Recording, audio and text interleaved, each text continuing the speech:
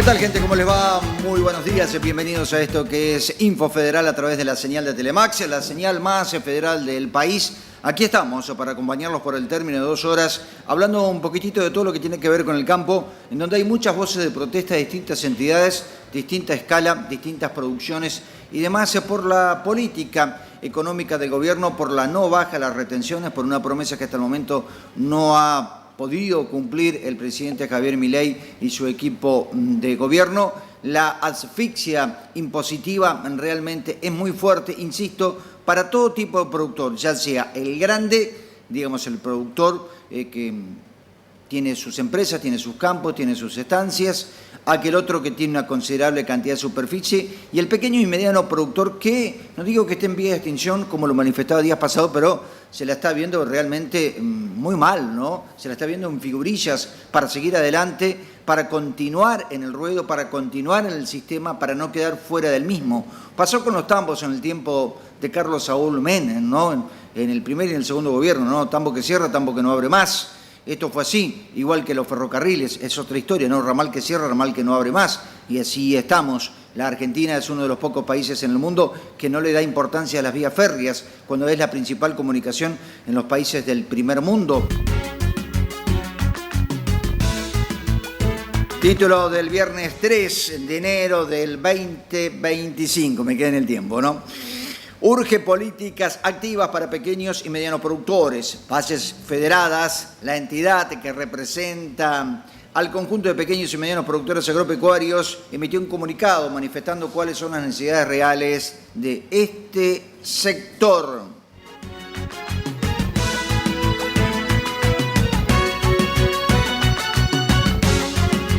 Al campo no le cierran los números. Hay que quitar las retenciones ya, dijo Yarlora. El gobernador de Córdoba manifiesta su preocupación por la situación del campo y asegura que va a pedir al gobierno que el dinero de las retenciones quede en manos de los productores.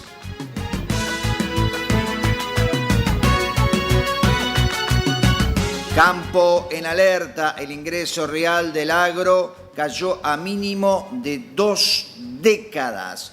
En los últimos días, grandes empresas del sector no pudieron afrontar sus vencimientos de deuda. Los analistas se dividen entre quienes ven una situación coyuntural y quienes ven un problema de larga data. Bien, vamos a desarrollar el primer título, en este caso, urgen políticas activas para pequeños y medianos productores.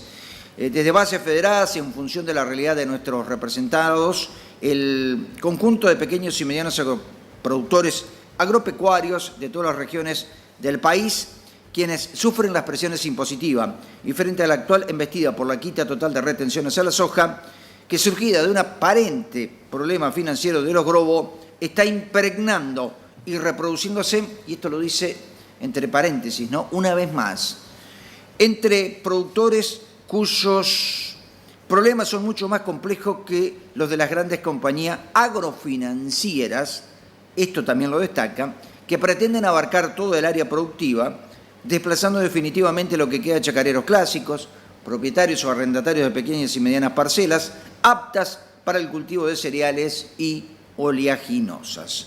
Entendemos, dicen desde Bases Federadas, y sostenemos que lo que necesita el agro argentino para recomponerse como un proyecto inclusive de miles de familias de agricultores, con empleados en blanco y salario digno, no es una mera quita de retenciones, que significaría una mayor concentración de tierras y de maquinarias por parte de las grandes empresas, sino que necesitamos un auténtico paquete de medidas agropecuarias que, partiendo de una segmentación de las retenciones, devolución de retenciones progresivas según escala progresiva, esto es algo que ha pedido también Federación Agraria en su momento, donde se garantice el reintegro del 100% para los productores de menor escala y 0% para estas corporaciones agropecuarias, fondos de inversiones que trabajan miles de hectáreas.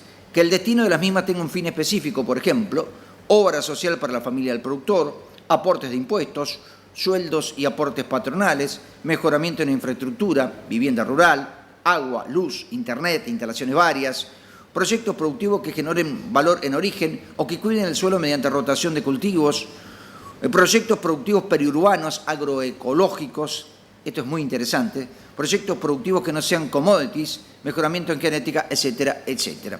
En definitiva, un repoblamiento del agro que frene los procesos desatados de hiperconcentración y extranjerización de tierras.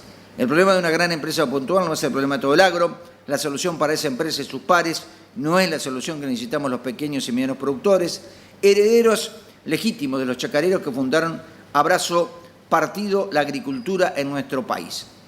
Insisten con retenciones segmentadas, subsidio para combustible. Eso necesitamos los productores de siempre. Cierra el comunicado de base federal. Ahora vamos a escuchar declaraciones, mejor dicho, vamos a dar a conocer lo que dijo el gobernador Yarllola de Córdoba, ¿no? Al campo no le cierran los números y hay que quitar las retenciones ya, ahora, ¿sí? Eso lo dijo el gobernador de Córdoba, quien manifestó su preocupación por la situación de campo y asegura que le va a pedir al gobierno. Cuando dice gobierno, estamos hablando, entiendo, que el gobierno nacional, ¿no? Está claro. Él es el gobernador de Córdoba, una de las provincias más importantes de la Argentina. Le vamos a pedir al gobierno nacional que el dinero de las retenciones quede en manos de los productores. Ustedes habrán visto, dice, la crisis que están teniendo las grandes empresas agropecuarias. Hay que tomar una decisión ya. Quiero pedirle al gobernador que ese dinero quede en manos de los productores, reclamó el gobernador. En relación a las expectativas que tiene el mandatario en relación al futuro del país, Yarllola afirmó: esperemos que la Argentina se encamine una vez por todas, que pueda recuperar su economía. Estoy muy preocupado, y esto sí lo quiero manifestar, porque lo vengo diciendo hace mucho tiempo. Con la situación del campo, los precios internacionales han caído. No se pueden seguir sosteniendo las retenciones. No cierran los números. Los productores cordobeses han hecho un esfuerzo tremendo, pagando retenciones en todo este tiempo. Hoy hay otros sectores productivos en Argentina que incorporan dólares. Se le han dado un montón de beneficios. Está bien, pero yo quiero que bajen las retenciones, porque no se llega. Y cuando interpreto lo que dice el primer mandatario mediterráneo, es que no se llega a buen puerto con todo esto, ¿no? Profundizando su opinión sobre las retenciones, el gobernador fue contundente. Yo no quiero que las coparticipen, quiero que las saquen. ¿Por qué? Y bueno, porque esa plata quiero que esté en manos de los productores. Si hubiera estado en manos de los productores, habríamos crecido mucho más. Siempre han sido malditas y es uno de los peores impuestos que puede poner alguien, porque nadie le pone impuesto a alguien que produce para exportar, declaró. Estamos en un momento límite, enfatizó Yarllola. Lo quiero decir claramente, no cierran los números. Ustedes habrán visto la crisis que están teniendo las grandes empresas agropecuarias. Algunas son multinacionales. Esto, claro, cuando tienen esa envergadura suena más fuerte. Ahora, esto le está pasando a cada uno de los productores. No se llega. Es imperiosamente necesario que se bajen las retenciones y que ese dinero quede en manos de los productores para que puedan salvar y seguir produciendo, para que puedan salvar la producción, reclamó. Hay que empezar claramente a tomar decisiones ya. No se puede esperar más, porque esto puede ser fatal.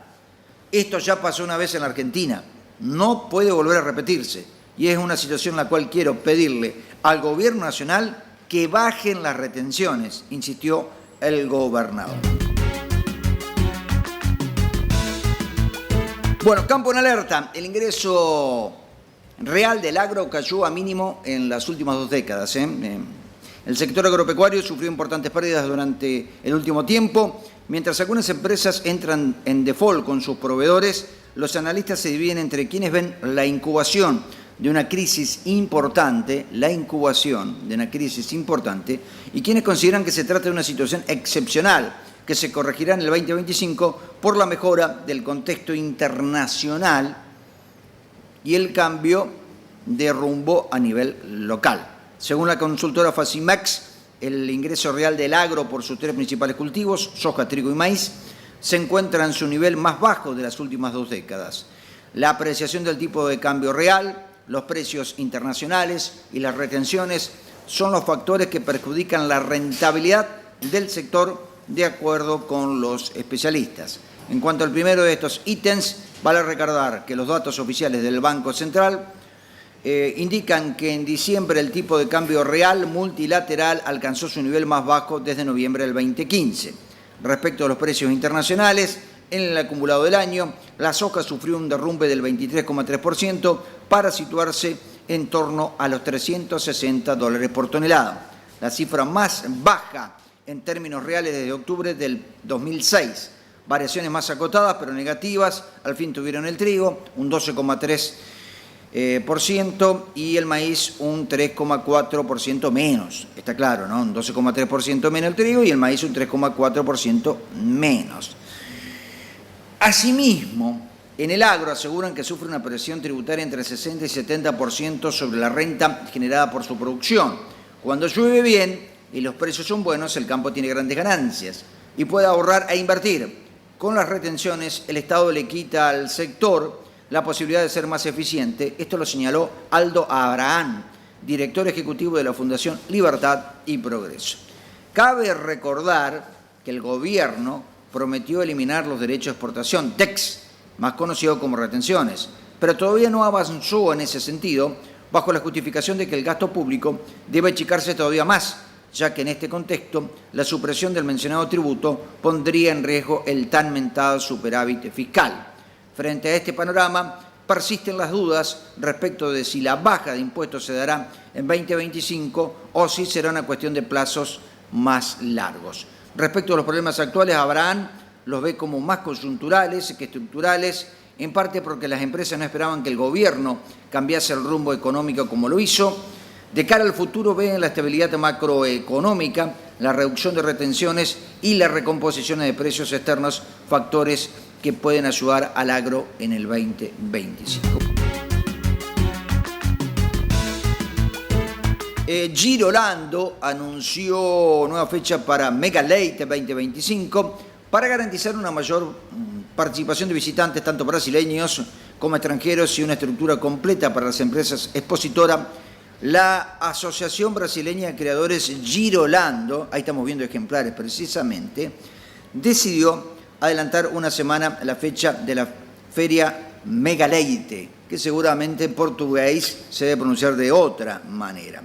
La 20ª edición de la Feria Brasileña de Agronegocio Lácteo tendrá lugar del 10 al 14 de junio en el Parque de Gameleira, en Belo Horizonte, esto es estado de Minas Gerais, y reunirá las principales razas lecheras y empresas del sector.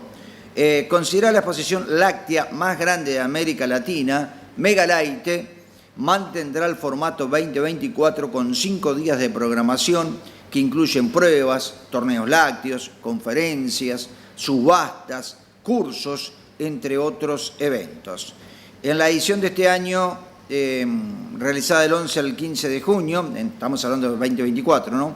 La feria contó con 1.500 animales de 160 expositores de la raza Girolanda, Dairy Gir, Holstein, que es la raza holando-argentina, se la conoce así, Gusserá, Gusolando, Jersey, Simmental y Búfalo. El evento registró 2 récords de producción de leche en el torneo lácteo de la raza Girolando, insisto, estamos viendo ejemplares, con alrededor de 100 empresas expositoras de diversos segmentos de la economía y la organización de 8 centros comerciales y subastas de animales. Mega Leite facturó estimado en reales 245 millones. Por el parque pasaron 80.000 personas y delegaciones de diversos países como India, Colombia, México, Ecuador, El Salvador, Costa Rica, Panamá, Bolivia y Venezuela, además de gente del Brasil, tanto del norte como al sur, precisamente del país más grande de Latinoamérica. La 20ª edición de la Feria Brasileña de Agronegocio Lácteo tendrá lugar este año del 10 al 14 de junio en el Parque da Gameleira, en Belo Horizonte, Minas Gerais, y reunirá las principales razas lecheras y empresas del sector. En Córdoba hay un buen avance de siembra, aunque un 13% se implantó con problemas germinativos, ¿sí? Los análisis de laboratorio llevados a cabo de la Bolsa de Cereales de Córdoba revelaron una marcada disminución en la calidad de la semilla de soja en comparación con campañas previas. La compleja cosecha anterior afectó el poder germinativo. Como consecuencia, un 13% de los lotes se implantó con calidad entre regular y mala. No obstante, actualmente el 90% de los lotes sembrados se encuentran entre excelente y buen estado general. La calidad de la semilla se valora, entre otros atributos, por su poder germinativo, que es la capacidad de producir una plántula normal en condiciones ideales de laboratorio. Aquí se mide el impacto de las condiciones de producción en planta madre y el efecto del deterioro, tanto de pre como de post cosecha. El estándar de calidad vigente de INASE establece un PG mínimo de 80% en soja. Según este indicador y con los resultados de los análisis realizados en laboratorio de la Bolsa de Cereales, entre el 1 de marzo y el 5 de diciembre del 2024, solo el 77% de las muestras lograron o superaron ese mínimo de 80%, señaló la Bolsa de Cereales de Córdoba. En cuanto a la calidad de implantación lograda con tales semillas, las respuestas reflejan los condicionantes del uso de semillas de menor calidad, donde 13% de las siembras condujeron a una implantación mala o regular. Según reportes técnicos locales, en general, la soja comenzó su ciclo con condiciones muy favorables de humedad en el perfil del suelo. Más del 90% de la superficie sembrada presentaba entre excelente y buen estado general. No obstante, una pequeña proporción de los lotes mostraba condiciones regulares o malas, principalmente debido a tormentas, fenómenos climáticos que ocasionaron caída de granizo, ¿sí?, que es lo más temido, obviamente, y fuertes vientos que afectaron las localidades de los departamentos Unión, Juárez-Selman y Río Cuarto. En algunos casos, estas tormentas obligaron a realizar resiembras en los lotes con mayores daños. Bueno, otro tema que tiene que ver con la ciencia, probióticos, insumos claves para una ganadería más eficiente, es el tema que vamos a abordar ahora. La incorporación de probióticos en la dieta de los bovinos se está marcando un antes y un después en la producción ganadera. Estos microorganismos no solo optimizan la digestibilidad de los nutrientes y fortalecen el sistema inmunológico, sino que también facilitan la implementación de prácticas sostenibles mejorando los resultados económicos. La producción ganadera se enfrenta a diversos factores de estrés, como el destete, el transporte, los cambios en la dieta y las condiciones climáticas adversas, los cuales pueden derivar en un mayor riesgo de enfermedades y una menor eficiencia alimentaria. Frente a este desafío, los probióticos emergen como aliados estratégicos para prevenir problemas sanitarios y potenciar la productividad. Diversos estudios han comprobado que el uso de probióticos reduce el riesgo de enfermedades intestinales, incrementa la eficiencia alimenticia y promueve el crecimiento saludable de los animales. Estos microorganismos seleccionados, al ser ingeridos, proliferan en el tracto digestivo y liberan enzimas que descomponen la fibra, mejorando la absorción de nutrientes. Por otra parte, el impacto positivo de los probióticos también involucra el aspecto ambiental, al mejorar la eficiencia alimentaria, reducir los problemas digestivos, pueden disminuir las emisiones de metano, un gas de efecto invernadero asociado a la digestión del ganado. Esto los posiciona como herramienta clave en la transición hacia una ganadería más sostenible. Hablar un poquitito del rescate y cura de caballos víctimas de maltrato y crueldad, algo que vemos más que nada en las ciudades, ¿no?, donde, bueno, animales tirando de carros, con heridas, realmente situaciones muy feas, ¿no? Ariel Corse es un médico veterinario argentino que se dedica a cuidar y rehabilitar caballos maltratados. Es miembro de la Comisión Directiva de la Asociación Argentina Veterinaria Equina y preside la ONG Asociación contra el Maltrato Animal, que se encarga de alojar y cuidar a unos 250 caballos en 2 predios. Uno en Alejandro Korn, este es en Buenos Aires, y otro en Varadero, también en la provincia de Buenos Aires. El profesional médico veterinario es reconocido por su amor y dedicación a los caballos que rescata del abandono y los actos de crueldad. Ariel Corse, veterinario, lo escuchamos. Bueno, ACMA es una ONG que se creó hace 14 años ya, dedicada a trabajar contra el maltrato animal. Fundamentalmente nos dedicamos a la recuperación y rescate de equinos en situación de maltrato y vulnerabilidad, a partir de gente que se solidarizó y, en mi caso como profesional, ponerme al frente de lo que es la salud de esos animales y promover la discusión del tema y de las leyes para la actualización de las mismas, que hoy en día, gracias a Dios, han avanzado mucho en cuanto a tenerlas en cuenta y poder cumplirlas. ¿Es complicado la situación sanitaria de ese tipo de equinos? Mira, nosotros en la actualidad tenemos 230 caballos que provienen de toda la provincia de Buenos Aires, con lo cual tenemos un mapeo bastante extenso respecto a las patologías que traen y en cuanto al tema sanidad. Puntualmente, en caso de anemia infecciosa equina, en tantos años solamente tuvimos un positivo, lo cual es llamativo, porque son caballos de la vía pública, de los denominados carreros en su mayoría, aunque también tenemos caballos que vienen de otras actividades. Y respecto a lo último acontecido que nos tocó como enfermedades infecciosas, el caso de la encefalomielitis, no hemos tenido caso, pero sí debo hacer la salvedad de que nosotros, pese a que la vacunación dejó de ser obligatoria y fue de índole facultativa, como profesional a cargo recomendé que se continúe vacunando, y gracias a eso no hemos tenido caso cuando en campos linderos sí hubo brotes de encefalomielitis equina, por ejemplo. Esta es una enfermedad transmitida por un vector. ¿Qué pasa cuando ese vector vuelva? Bueno, ahí está el tema. Nosotros tenemos que generar inmunidad que se sostenga en el tiempo, porque teníamos una población equina, no siendo como el caso que te comenté recién, que sí estaban vacunados, que ya llevaban un par de años sin la vacuna, lo cual el nivel de anticuerpos e inmunidad cayó significativamente. Por lo tanto, yo considero que va a haber que revacunar anualmente, estrictamente, y en aquellos caballos que quizás tengan una inmunidad por cuestiones de salud u edad más vulnerable, sea necesario reforzar. A partir del mes, siempre los anticuerpos caen ya a partir de los 21 días, con lo cual de ahí adelante al mes se puede revacunar para tener una titulación más alta, y creo que hay que tener un control epidemiológico y una custodia permanente, porque como vos decís, el mosquito no está, y tan así no es, porque sabemos que los cambios climáticos, los días de invierno, quizás un día que hay una temperatura agradable, aparece mosquito y no sabemos de dónde. Con lo cual, creo que con más razón tendremos que seguir vacunando por un largo tiempo y quizás no eliminarla, no sé si nunca, pero por los próximos años hay que estar muy atento a esto.